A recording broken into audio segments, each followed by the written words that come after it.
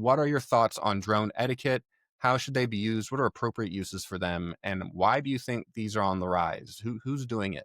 Because I do have a few answers on that when I was doing research for this episode.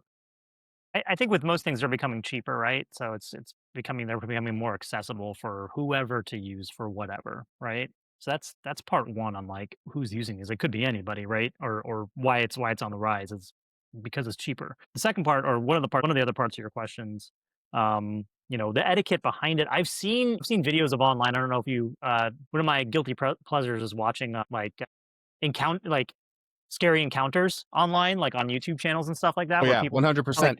Gary Interesting's my favorite right now, like yeah. from time to time. Go ahead. Yeah. And so I saw one thing where there was like a guy at a campsite and he was flying a drone and he wasn't flying anywhere near the other guy's thing, but he was like, guy came over and was like, stop flying that drone, like freaking out at this guy. And I was like, oh, he's really freaking out. And I was like, but I guess I kind of get it. Like, you've got like a high definition camera on there, it's flying around. Sure, you're just getting B roll or whatever for your YouTube channel, but still, like, I can see like a camper who's like, I don't want you to be able to film my campsite.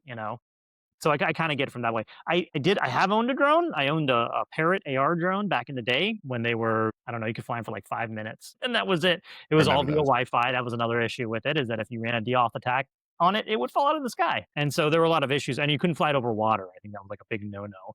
I never tried to see what would happen, but I understand why you wouldn't want to. But you bring up that Deauth attack. By the way, it is harder to protect yourself from a drone than it is from an invader. And the example I'll use is it's Distance. tenable for the average person to get a gun license and to own a gun, and if someone comes in, laws differ around the country, but if someone's coming in to invade or attack or rob, there's the stand your ground laws, you shoot them. It is infinitely harder and the processes are not fully codified, and there's a lot of nudge, wink, and so forth that you'll see at these football games and other places where they'll get these drone guns, which really it's just causing a bunch of interference and all the different frequencies to scramble it and then make it fall down, right?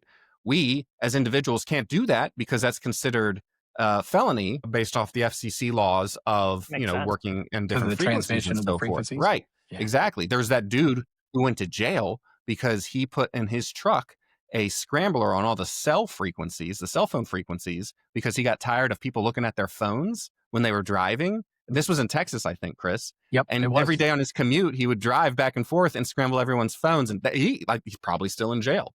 Meanwhile, you can go out so I think I solved our problem.